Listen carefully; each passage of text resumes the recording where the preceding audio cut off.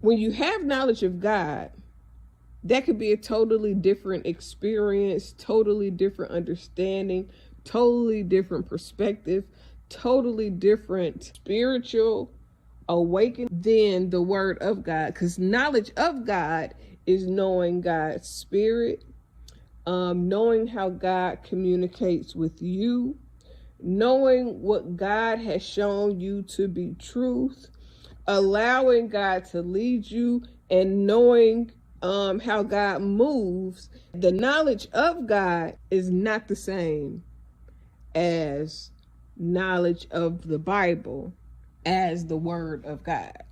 This goes back to what I was saying about posting. Knowledge of me, knowledge of the detailed situations, knowledge of the things that have actually happened, knowledge of privileged conversation is different than knowledge of the shit that I post online. Because I post a lot of shit. Like, I post all kind of stuff. I post freak nasty stuff. I post political stuff. I post spiritual stuff. I post everything so that I'm all things to all people. But knowledge of what I post online is not the same as the knowledge of me.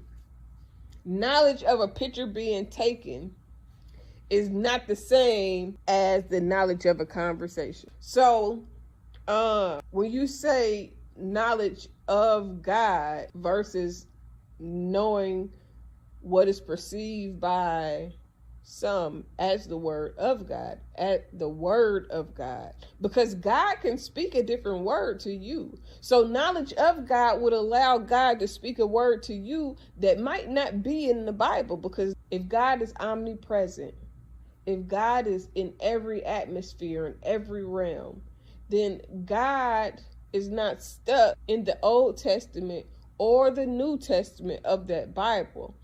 God is living. The living word of God is, the daily manifestations of you following God's instruction to you. What is God telling you to do every day? God don't have to tell you to brush your teeth, nigga. That you should already know to brush your goddamn teeth. God don't have to tell you to put clothes on before you go outside, especially if it's cold outside. You know to put something on before you go outside. Something.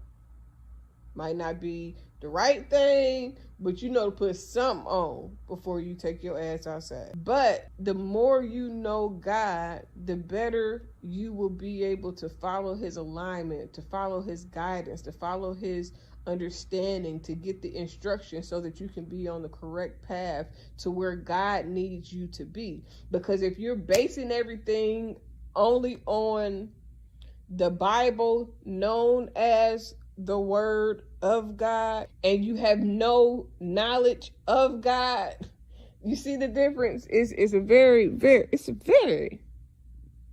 thin line and a difference, because you could think, and it sounds good to say knowledge of the word of God, but knowledge of that word ain't got nothing to do with the knowledge of him or her or the spiritual omniscience of the universe. Knowing that is a whole different experience than knowing that word.